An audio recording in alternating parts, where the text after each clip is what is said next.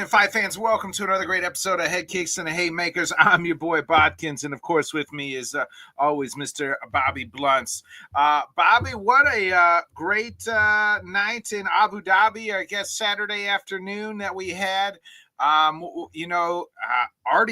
I mean, we might as well start there. That's the headliner for me is, he takes a close fight with Robert Whitaker. I mean, in fact, you could tell me which guy won. I don't even know. Like, I watched that fight, and I just said, I don't even know who's winning.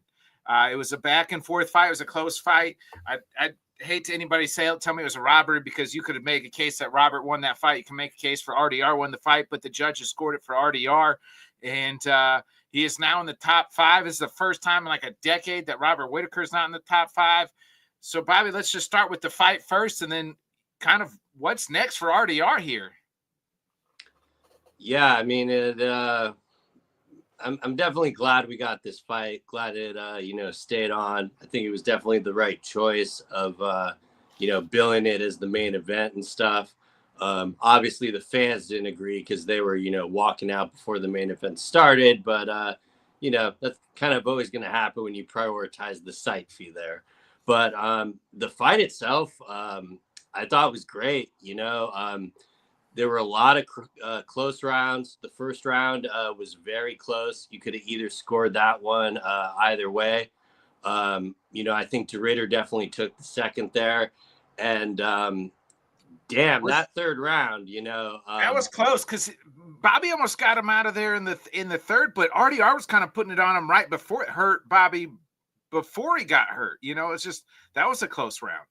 I don't know how many other middleweights would have even survived that, let alone taking the shot, but him being able to recover and in my opinion winning that round, that was just like, oh, okay, well, because we saw him perform in one, and there's kind of always going to be like that fan asterisk of one say, even though the guy was a 2-division champion and one, they want to see it here. And, people obviously didn't criticize the Bo Nickel performance, but tried to make that a lot more about Bo Nickel. There is nothing that you can take away from this fight and not, credit to Ritter on it. They definitely, at times the fight did get a little bit sloppy. Ironically, he just kind of has it looks like a sloppy product, like you're getting it. I mean, it almost kind of reminds me of the current middleweight champion, ironically. Yeah, I told you, if DDP and RDR fought, it would be the most awkward fight between two fighters in the history of the world. It's like two Gumbies fighting. That's what it would be like. Like, evil Gumby and good Gumby, like duking it out. That's what I think would that fight would look like. And it was a close fight, and I told you, let's we got to pour one out here for the title contention there for Robert Whitaker. I think his days in the top 5 and title contender is done in a close fight. But it's kind of over for Bobby Knuckles as far as being an elite top guy. He's lost to all the guys in the top 5. Go ahead. One thing I would say about that is, like you said, it was extremely close. Like, I definitively scored it for DeRitter. If he did not win, I wouldn't have cried too much foul because it was that close of a fight. And I do think the UFC is going to try to, book him against these future young guys and stuff. And in any other division, I'd probably agree with you and say, hey, it's probably, not going to be his time. But I do think he can still compete with the very top of that division. Like, I think he would beat Kaio pretty significantly if they were to fight, and he's someone that's, ranked there. But I get what you kind of mean of with that loss, it is going to be a little bit of work for him to get back.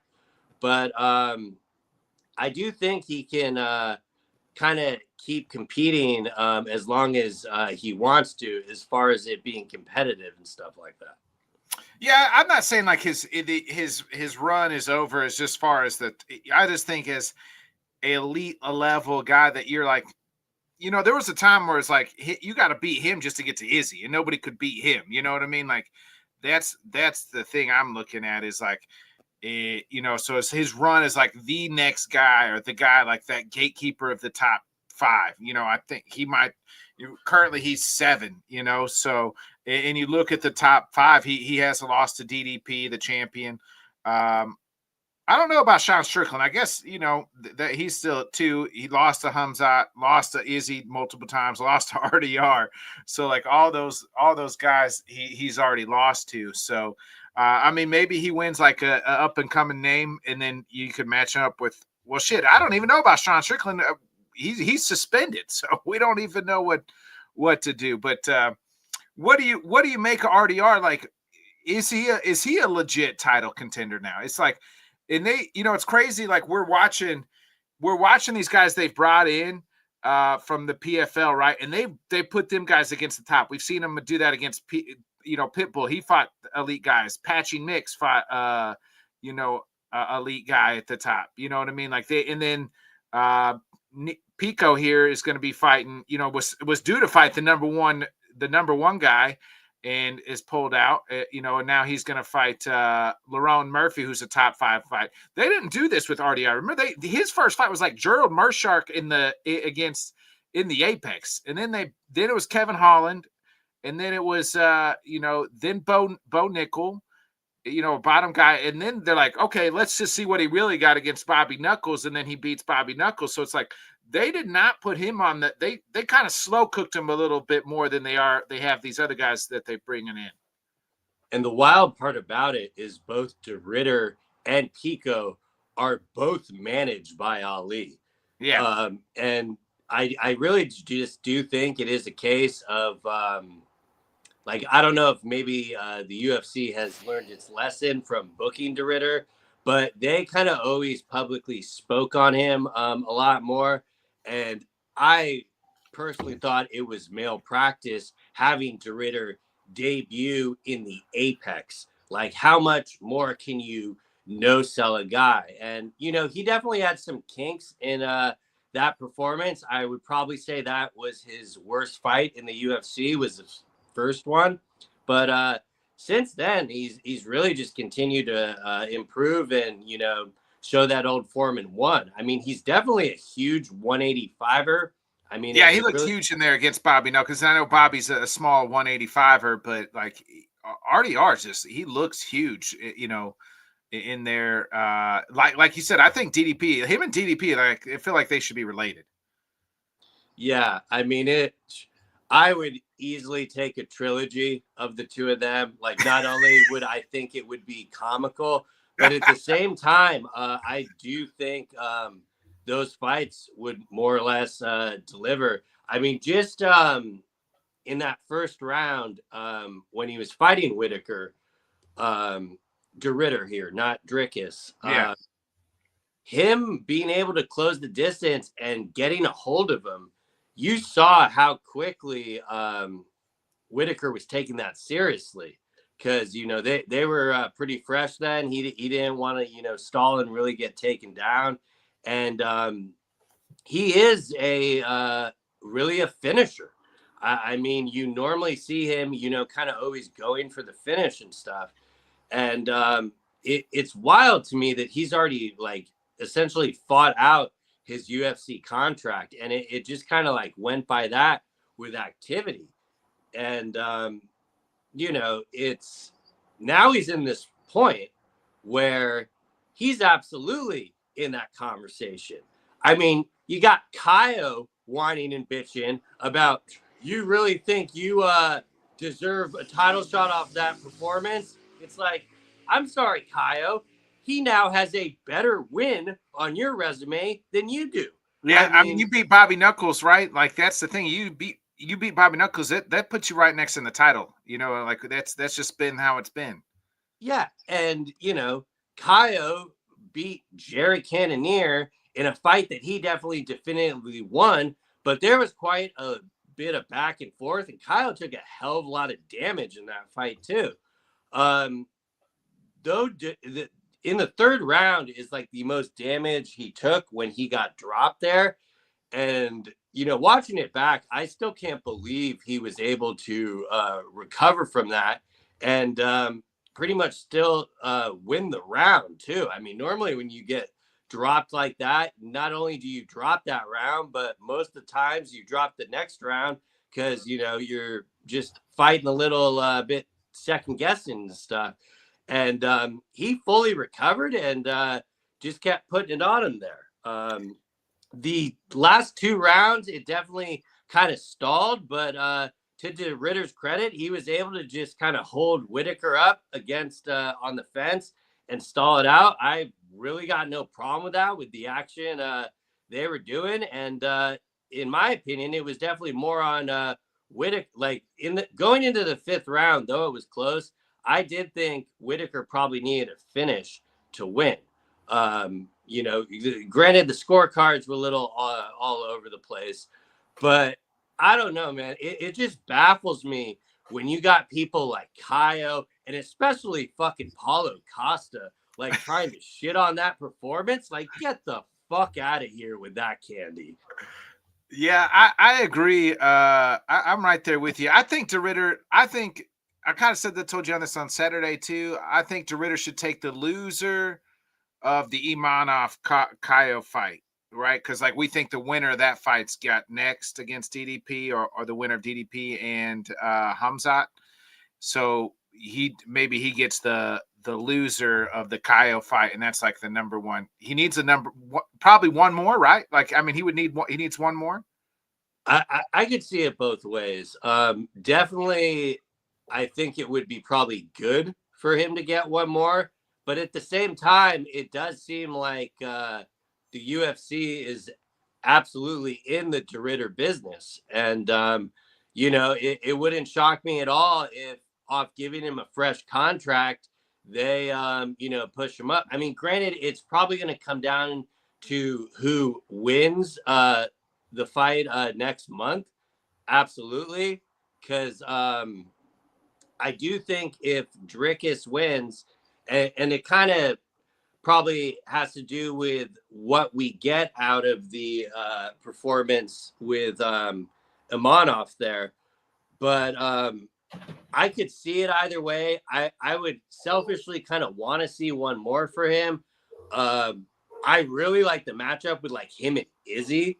Because, I mean, especially now that you mentioned Strickland getting suspended, You definitely like that, and they couldn't figure out a deal there, so he's in. And now I don't know if these like I don't know how that works. Like if when you're suspended like that, it said Vegas, but I don't. Yeah, know. But it's unilateral because when you are suspended like that, that is like the one thing that these commissions all seem lockstep on, and like they couldn't even take him to the desert and give him a fight. So the question will be, how long does the suspension kind of linger? Because it's definitely been kind of questionable wording. So it wouldn't shock me at all if it was a little shorter than some people are projecting. But, you know, at the same time, I pretty much just have Strickland off my board when it comes to making matchmaking and stuff like that, because it just doesn't seem really realistic. And especially with Izzy wanting a fight, I think him and DeRitter would just be perfect because you can bill it the same way, you know, two former champions. And I would be very kind of curious to see how that would go down too. Because, you know, it would be no question that DeRitter would probably want to get a hold of Izzy and make it a grappling affair. But at the same time, I don't think DeRitter would be afraid to strike. I mean, I can't believe we've gotten 15 minutes into this podcast and I haven't mentioned those knees to the body. He was crushing. Yes. That was the moneymaker that Whitaker had absolutely no answer for. It was essentially what folded Bo Nickel. And I know you're probably folded Bobby. Both guys looked tired in the 4th and 5th. But I mean, DeRitter showed he can go the 5 rounds, so that's that. But man, you called it even in the fight. You texted me in the fight during the fight, like them knees, and he was just throwing them knees at Bobby's stomach, and like he was just eating them every time, and that was a deadly weapon for him. Yeah, I mean, it definitely drained Rob's cardio a lot quicker, I think, because it, just especially in the 4th, 5th round, with him just being, held on the fence for a decent portion of those rounds, he just definitely seemed tired. And but at the same time, that is why I would have no issue if they just decided to, slide him in there on another one. I definitely think Imavov should get it next. And make no mistake, I am not speaking in hyperbole here. I think Imavov will finish Kaio. And, if Kaio wants to make me a believer, this will absolutely be your chance. But I'm kind of cashing that one in as a layup for Imavov because I just think he's better everywhere. And if he is able to finish Kaio, especially with those Paris fans, I definitely think he would get the next opportunity. But yeah, the timeline, it's crazy because like the timeline for all 3 of these guys lines up, right? We RDR just fought this past weekend. In about 2 weeks' time, we're gonna get the DDP fight, and then here's the thing though, Kaio's now the backup is signed on to be the backup fighter, which is a little weird that it wasn't Imanov. And then he's going to turn around and fight again in September. I think Imanov has a brain, and he's prioritizing the fight that he actually has, where Kaio is more about clicks than training. He's going to cut weight twice in about a month time. You got to cut weight twice. And, let's be real, and I'll knock on wood here, but essentially for nothing. He's – I don't know. He's already – trying to act like he's the number 1 contender because of this. And, I don't really want to put that bad energy out in the air because, we have both of these guys pass. I'd like it pointed out, it is not just Chimaev that we should be worried about this thing happening. But obviously he's going to be the low-hanging fruit with, the amount of, I would call them higher profile cancellations. But let's just be real. It's because we were that much more excited to see that.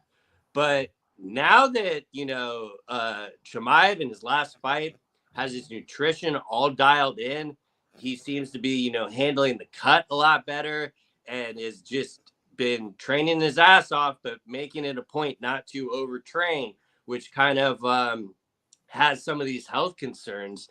And I don't know if it's me being optimistic, but I just think Kaio is wasting an extra weight cut here.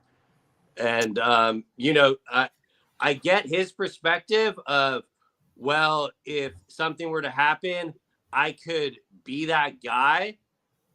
But I mean, I don't think the UFC is gonna show him any favoritism for future matchups because he's booked with a fight. And they put him. He is they already booked him in a high profile fight. It doesn't get any more high profile than a number 1 contender fight than a title fight. So you know what I mean? He's just going to be there because they got to have a backup fighter with Hamzat and DDP. Really, you know what I mean? Because we've just seen Hamzat not make it more than once and have problems before. Yeah, and I completely understand why they're having a backup fighter. I'm a little surprised, and who knows, maybe they approached him about it, but and I guess it's kind of hard to do coming off a loss, but you could have just called Izzy. I agree with that. And you're not only talking about Kaio having to be there in Chicago and cut the weight, but after that, you got to get over to Paris. And it's not like he's just going to be sitting around eating donuts and stuff. He's going to be training. But in a fight where I already did not like his chances, I just don't see the point of cutting weight twice.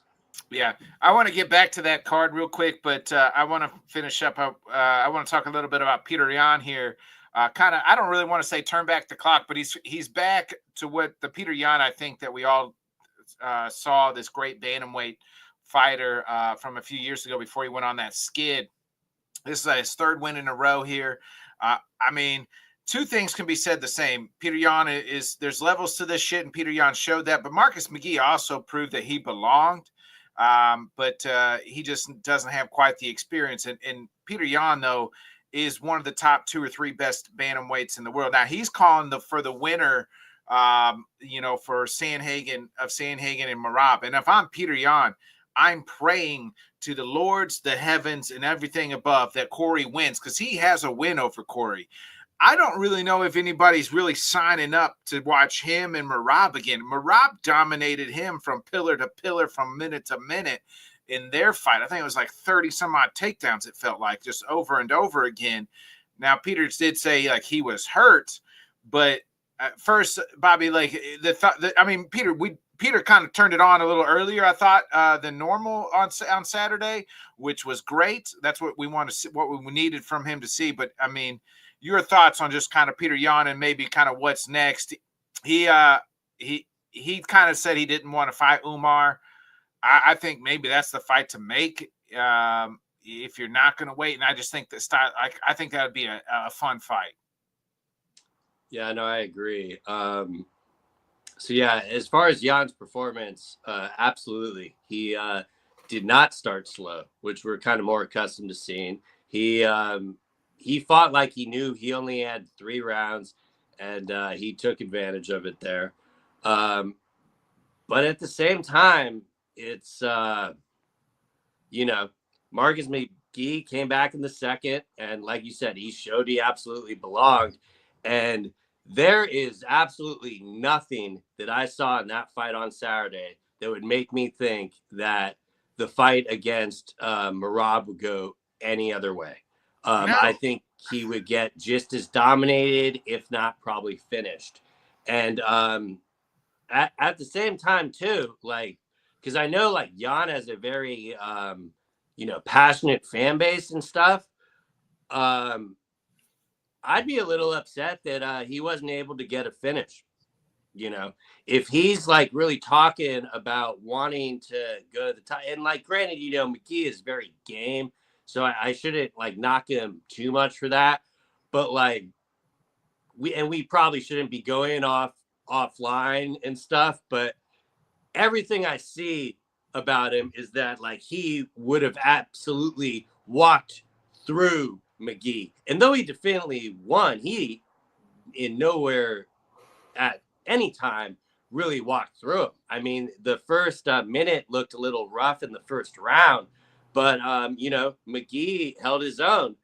And I just have no appetite to see him fight Merab again.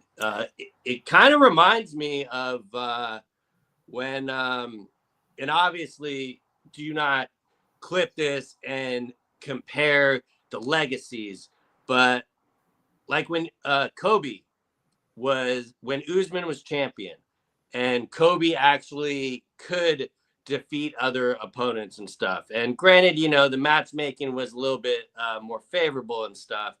But, as long as Merab is champion, I don't think Yan is touching that belt. I can't say the same for Umar. Like, the reason Umar is still up there is because he, to this day, gave Merab his toughest fight. And I have no problem with him being ranked ahead of Yan, especially when you look at their performances against Merab. Yeah, agreed. And I wouldn't mind seeing them two go at it, really. Like, you know what I mean? If they said Umar versus... Now, Peter doesn't seem like he wants to do that. But to me, that's the fight to make. I think that would be a fun fight. Oh, I've been calling for that for since they signed Umar. A big part of me wanted to see that originally before they booked him against Sandhagen. And, you know, I do trust, I saw that it was reported, you know, not confirmed, but he's gotten stuff right in the past. So I'm pretty, because for one, we saw Ali say that Umar had a 5-round main event. Yeah. And I'm hearing that is against Mario Batista, which is a fight I actually really hope happens. I think that will be very entertaining. God, I hope Mario wins. And, you know, people might laugh at it, but I do think Mario has a better skill set to give Merab problems than Yan does. Yeah. And he's bigger. You know what I mean? And just a little bit better on the ground. Yeah. And I completely understand Jan's side of not wanting to fight Umar. I'm in no way going to say like he's trying to duck him or anything, but at the same time, I mean, he did watch, you know, he knows what he's getting into with Umar, and, you know, he can dismiss him all he wants, but, you know, if that match is kind of offered to him, I think he would probably decline it and, you know, kind of wait for the title shot, because, you know, he feels like he probably bought some good graces with the UFC fighting McGee in the first place. Yeah. But, yeah, if there was like one fight to make off that I would want to see, it would absolutely be Yan versus Umar, just because I really want to see what would happen. It definitely should be a 5-round main event, just for, you know, you can't have an elite fight like that be 3 rounds. And I would say the same thing for why they're making Umar versus Mario Batista. I mean, that absolutely has to be 5 rounds too. Yeah, you got to see if Mario can even go 5 rounds. Like he's never been there, you know? Yeah. Well, I'm definitely glad that, watch, this doesn't even get made, so this will age like milk. But I'm glad that the UFC is actually putting Mario in that spot to possibly succeed, when, you know, he made Patchy Mix just look lost in there, and they couldn't even give him a post-fight interview, you know? So it's good to see that, you know, hopefully that happens. But I do think Yan is just going to kind of wait to see what happens there. But if Merab wins, I really don't see the UFC pulling that card. But I will kind of say Merab is at that point when almost anyone you're going to offer him is a rematch. So that would, you know, kind of be the caveat to probably go ahead and make it. But I really didn't see anything on Saturday that would make me believe that would go any other way against Merab. Yeah, I'm right there with you. Speaking of staying at 135 and winning Saturday, what you make of Bryce Mitchell? I mean, and shout out to Bryce. He said, send him to Arkansas for 3 years and forget about it. Yeah, I'm glad he got the win, but I don't know. It was he didn't have too much offense. He just kind of held him there the entire time. And I didn't get the look of oh wow, he's going to be a player here at 130. Yeah, he looks, because you know that's another motherfucker division too. And yeah, definitely there'll be kind of some interesting matchmaking that they can do. And I know it's extremely humid in Abu Dhabi, so I don't know if that had anything to do with them getting gassed, but the two of them were essentially grappling the entire time. So it kind of made sense that they slowed down there. But definitely kind of a good win for him to get back to. But I really didn't see anything different from him. Kind of cut, like, I don't know, maybe having to cut that extra weight was it wasn't like he was really going for any submissions or anything. He was really just trying to hold those positions and stuff. Yeah, well, and, you know, I think if anything, too, so we'll have to see. Yeah. Well, I think if anything, it just told me more about Sed than it really did about Bryce. Yeah. It was just a really, rough outing for Sed there.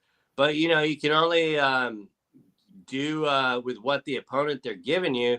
So credit to him for getting the win for that. But I mean, Sed wasn't even ranked. So, I don't even know where they'd go for a future opponent for Bryce there.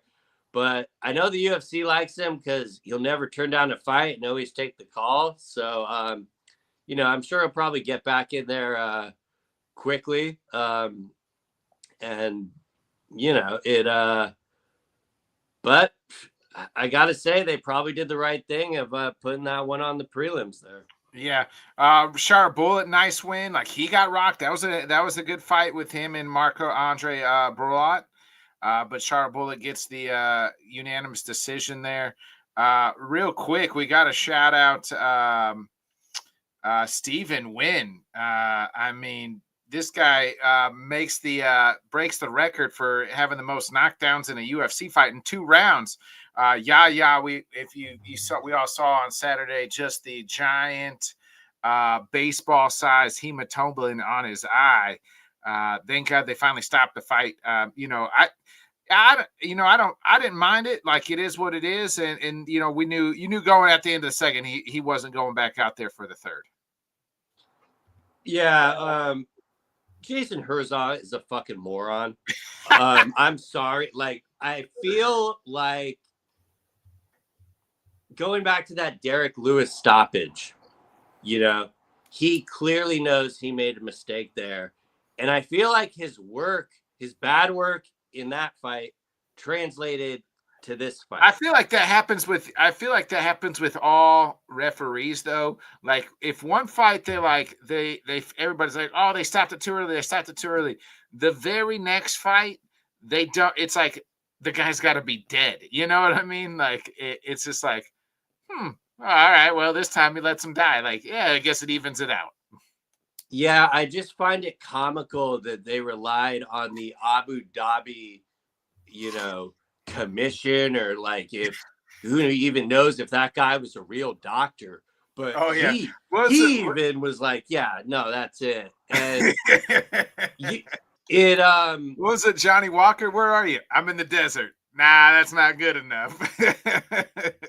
it was just pretty bad when you can sit, like, after the second time he got dropped, the fight was over. Yeah, 6 times. He got dropped 6 times. And yeah, I mean, I'm not sure what he was seeing. If Wynn maybe made the choice to follow up, he probably could have ended it multiple times.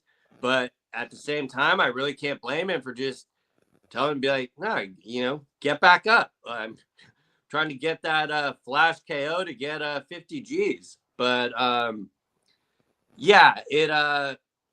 great performance by him. I hate taking away from the fighter's performance over, bad officiating. So, he did his job, and he did it very well. Do you have anything more to touch on? I definitely wanted to pivot back to Sharp Bullet there. Yeah, go ahead. He definitely got his nose broken. So he fought through adversity. Yo, what up, Bobby? He fought through the adversity, but I don't know. I'm just always going to feel like there's a ceiling with him. Yeah, he's got one freaking eye. Well, not even the eye. Like, he could be blind.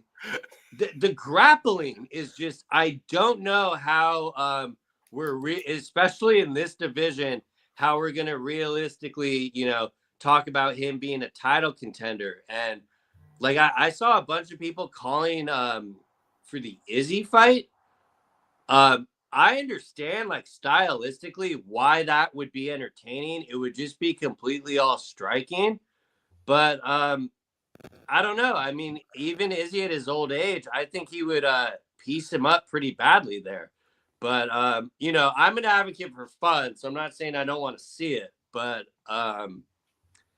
I think there are just so many other fights that they could make that would give kind of Shara more of a chance. And especially since he always seems to be getting just booked in Abu Dhabi or just somewhere over there, because realistically, I just don't think he can get sanctioned to fight in America. I'm pretty sure, yeah, that's it. But, you know, it's like, it's a fun experiment. He's fun to watch. Yeah. But just keep putting him in fun fights. Yeah, fun fights, but let's not kid ourselves about like the kid. You know, like if they want to do him and Paulo Costa, sure. you know, I'm sure that would be like a little bit of a funner build up and stuff. I think that's far more logical than him versus Chimaev or something like that. You know, Agreed. And I don't know. I'm not trying to like sour on him because like he clearly won and he fought back after, you know. Him and Marvin Vettori. Just do him and Marvin. Him and Marvin would be fun. I think Marvin would throw him on his ass if he did That's that, probably though. true, though. Yeah. Like, I don't know. I mean, Cannonier, you can make that.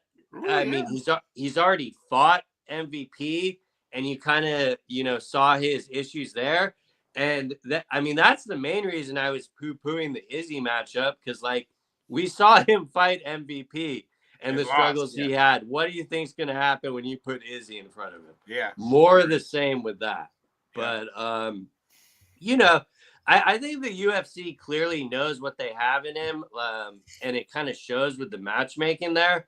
So I think they're just going to continue to book him in fights that could be fun. But I don't think they have any ideas of trying to book him in contender matchups. Yeah, I'm agreement with you. Real quick here, Dean Thomas, I saw a thing that he said. We've been talking about the Hamzat DDP fight, and that's what reminded me of this. Dean Thomas said like he thinks it would be a complete disaster if Hamzat beats DDP because he's so unreliable. And then there's, you know, I know your favorite guy, Kyle. He was saying that he thinks Hamzat would retire if he wins. I don't think the UFC is doing that. If they they're not going to book him in a championship fight if they thought he was going to retire. But I do see Dean Thomas's point as far as like it could be. I don't want to say a disaster, but it would be very hairy to jump in that business with him if he wins, because we've seen the troubles in the troubles of the misfight, the health issues. There's just been so much, mainly at once. I'm spinning here. Not so much here at 180, but or 185. But your thoughts here on what Dean Thomas said? I think Dean's just a little bitter because Khabib didn't know who he was that one time, and he holds that. You know, he's normally very like fair with his analysis and stuff, and I don't know, like the comments to me were pretty laughable. Because especially, I understand like the worries of, you know, having stuff fall out in the booking, but we've been talking for months saying like, who's going to be that next star coming and all that. And the answer is the guy that's fighting next month.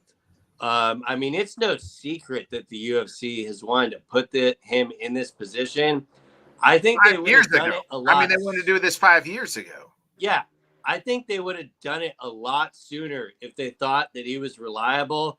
And them booking him in the Whitaker fight was kind of that litmus test of, can we rely on him? And damn, you know, we got the old Chimaev back there, just completely bulldozed through him. You're not going to tap. I'm just going to, you know, break your teeth with a neck crank, and made very quick and light work of Robert Whitaker. And I don't know. I really think Dean's comments We're more kind of making them on a podcast and stuff like that because, you know, you just can't sell me on him being the champion would be a bad thing for the UFC. I don't want to I say. mean, I I don't. understand like where he was going with like the health concerns and stuff, but I think it's a little bit of a stretch for like how he was getting to that point. Yeah, I see where he's coming from, and I just think maybe like the choice of words wasn't the best, like a disaster or this and that. But like I definitely see like, hey, these guys are concerns, and it seems like you know, we're getting. It seems like there's just certain guys, right? You know, Mozart Evolov, who was supposed to fight last you know, Saturday, is now out, and you know this guy, and now Pico's going to fight Lauren Murphy on the August Chicago cards, the co-main. It's like there's just a few guys that's just like, man, they can't get out of their own way. Like it just for some reason there's always something they're pulling out of fights. And Hamzat seems like I said, it's been like 5 years in the making, right? Like here we are, 2025. If I would have told you in 2020, like it's going to take 5 years for this guy to fight, you know, for the title, you probably would have said no way. Like he's going to fight for the title next year, year two. You know what I mean? Like so it's just been so long because of all the whether it's the visa troubles, whether it's the, you know, health troubles, weight troubles, whatever it is. It just seems like some of these guys just whatever reason can't get out of their own way. Yeah, I say this all the time, but a lot of times they're not really created equally with the pullouts. Like most of our, for example, has pulled out a lot in the past and had issues, but like specifically for the Pico fight there, I don't know how you expect him to fight injured when he's in that position of being the rightful number one contender. Yeah. And instead of going that route, you're having him fight this guy that you know the organization is extremely high on, and you're supposed to be, you know, going into that fight injured. Like, fuck I that. get it. I wouldn't fight injured either. Where in his spot, you know what I mean? Because you're one away. You're literally one away, and really you shouldn't even have to take that fight. You should already be fighting for the title. He legitimately could get the title shot now. That's what I mean. That's what I'm saying. Like, he shouldn't even have been in the spot to take that fight. He should already just be getting ready to fight for the title. Yeah. So, you know, hopefully that kind of works out on its own. Because I was hearing they were hoping to rebook that for the main event in Chicago. And obviously he wasn't going to be ready. So, you know, they called Leroy Murphy. And that's kind of a blessing in disguise to me, because I think that fight is going to be just as enjoyable and competitive. And I was already on record saying the only thing I care about 319 is the main event staying intact. But I looked at it the other day, and that is a very well-built card there. So, you know, we're going to get the opening two fights on that are going to be the tough finale fight. Yeah. And then the rest of it is just, you know, pretty loaded and enjoyable. So, yeah, I mean, Chicago can't get here fast enough. I've said it 1,000 times, but I'm going to be on pins and needles for it. You know, just don't want to say anything negative to jinx it there. Yeah, before we get into this week's Glorious Apex card, the next 2 weeks are at the Glorious Apex. I got to ask you, yeah, you're going to laugh at this, but we are a podcast, so, you know, I got to spin the wheels a little bit. Your thoughts on Nate Diaz tweeting at Max Holloway saying this motherfucker got his belt. We know Nate's not in the UFC currently, but, you know, it seems like he's always a guy that's going to draw numbers. But I'm like, well, what weight class are you going to fight him? Because I don't think Max is going up to 170. And, you know, last we haven't seen Nate fight at 155 in damn near a decade. Yeah. Respectfully, that fight is never happening. The more telling thing to me is that Nate's manager has fumbled so hard with negotiations with the UFC that he has his client having to quote tweet stuff about other fighters, asking for just unrealistic matchups. And I don't know if it just, I know Dana will publicly say that he loves Nate and stuff, but I don't know if it just stems back from him walking out to take the Jake Paul fight, that, you know, they don't want to make the precedent there. I could easily see the UFC crushing that all up and throwing it away and bringing him back for a fight. But the only fight that I think you bring him back for is Conor McGregor, right? Yeah, that would be the one. It's not going to be Max Holloway. And I'm sorry, anyone trying to sell that as an actual fight is just engagement farming to the highest levels. You know, I get the nostalgia thought in it, absolutely. But yeah, just and I love Nate. He can do no wrong in my eyes. Yeah. But I have absolutely no interest in seeing that. Yeah, I don't think it happens either. I'm 100% agree with you there. Like, I don't think it's not going to happen. It's just nice to see Nate tweet, I guess, every once in a while. And I want to see, like, Nate.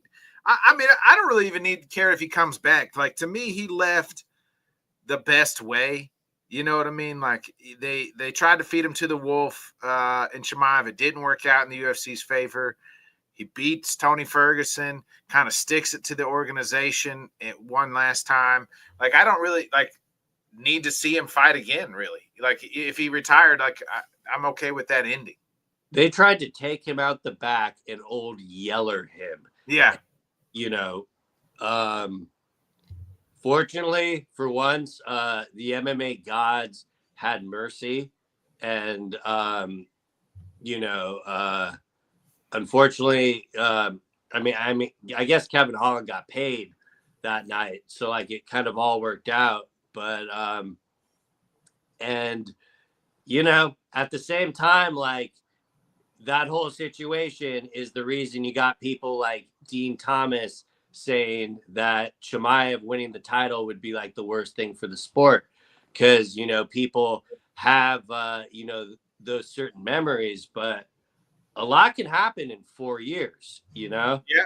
And, you know, Chimaev has done his best to kind of stay serious. And, you know, he realized there, I'm never going back down to 170.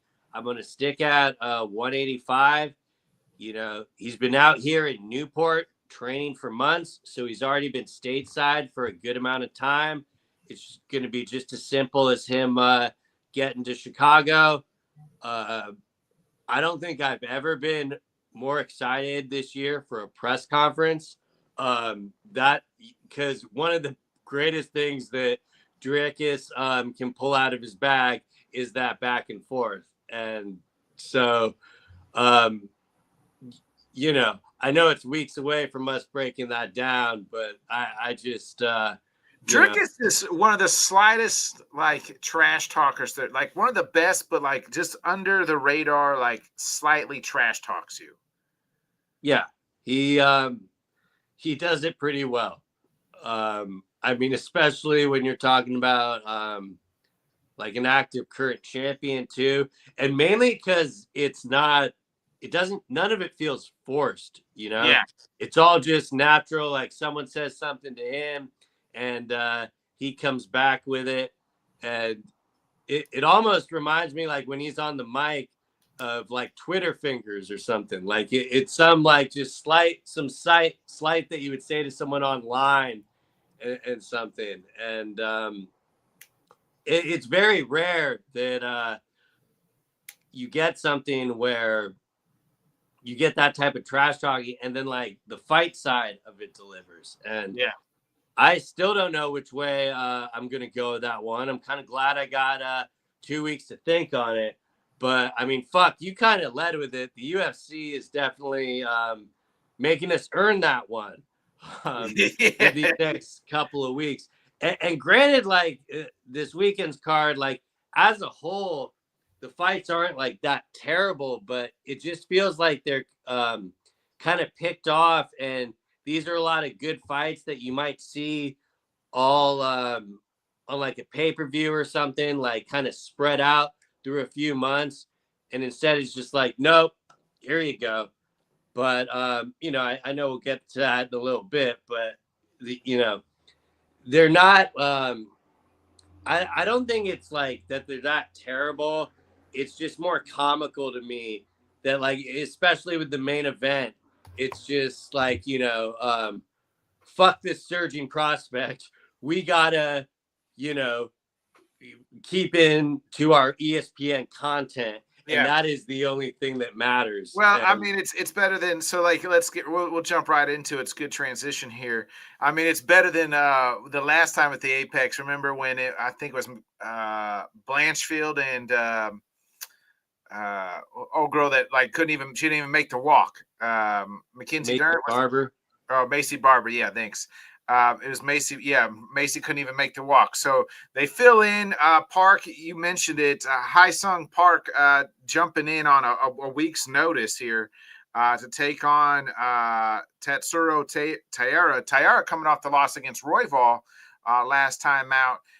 But both of these guys, you know, combined here, 26-1. So two surging type prospects here at the flyweight. It ought to be a fun fight. Toyota, pretty heavy favorite, obviously coming in. He's been training at minus 370.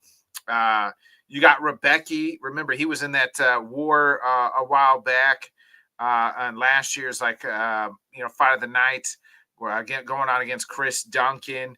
That was my fight of the year with Rebecki and Oral Bar. Yeah. Uncle Neil Magny back on the is back out there. He's taking on Elizabu Zazikli dos Santos. So I mean, it's not the greatest. It's your typical Apex card. Yeah. The main event should be good. I do find it a little comical that it is actually the main event, though. It definitely seems more of like a co-main or a featured bout to me. And I mean, not only that, but this had fallout. Like Steve Ursig got a new opponent off this. Yeah. Because, they pulled his opponent off that, which was another kind of short notice replacement fight as is. So, yeah, the inside baseball in this one, it's hard not to just laugh. And, it's just, I find their matchmaking comical for this main event. So the ESPN hasn't updated because Steve Ursig is supposed to fight next week, but he's not fighting Alex Perez, right? He's fighting Odie Osborne. Yeah, but he was originally slated to fight the dude his name's Ko, right? Just KO. Yeah. So that's who Ursig was supposed to fight. Also on short notice because he, filled in for Perez, and then the fallout for this weekend, they had to pivot quickly, and we got what we got here. And the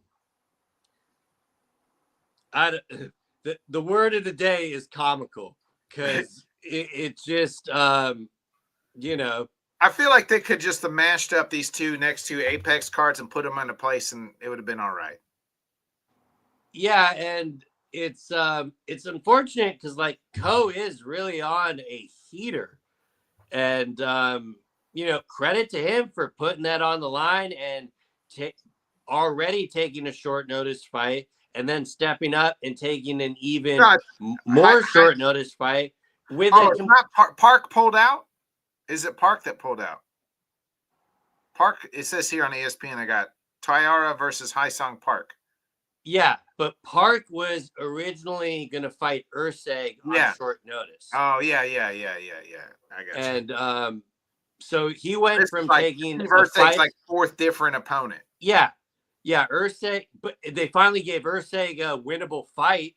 It's just comical, again, word of the day, that it took 3 opponent changes to do this. And, you know, I guess TKO is just going to TKO. And that's kind of what we're getting here on Saturday. They didn't want to compete SummerSlam this weekend, you know? So they're throwing it in the Apex, baby.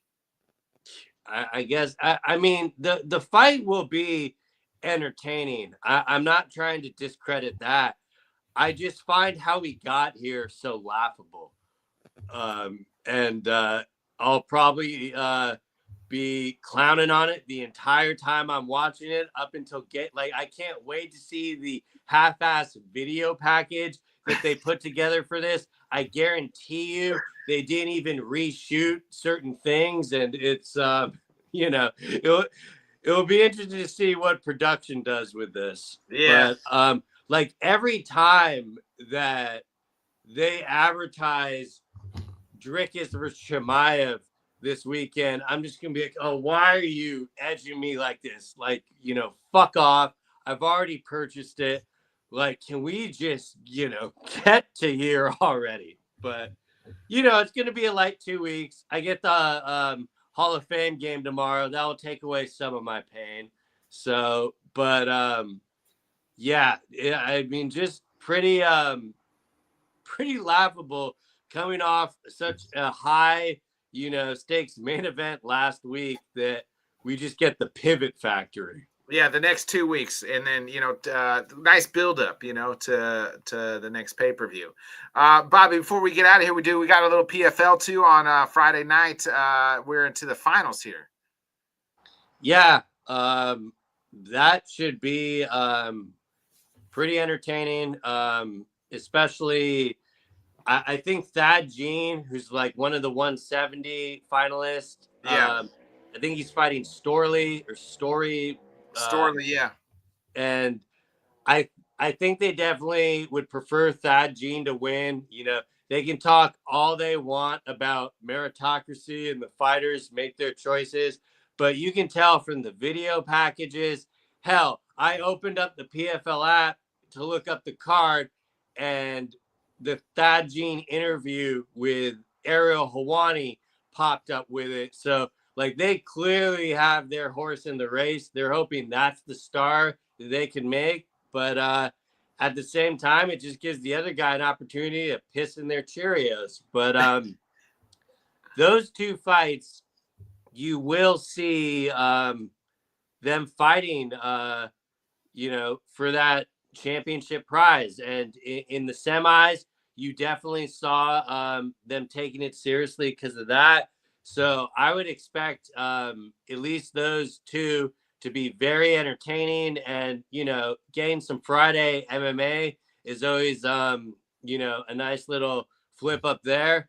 If there was one card not to be afraid to go head to head with against the UFC, it probably would have been this Saturday.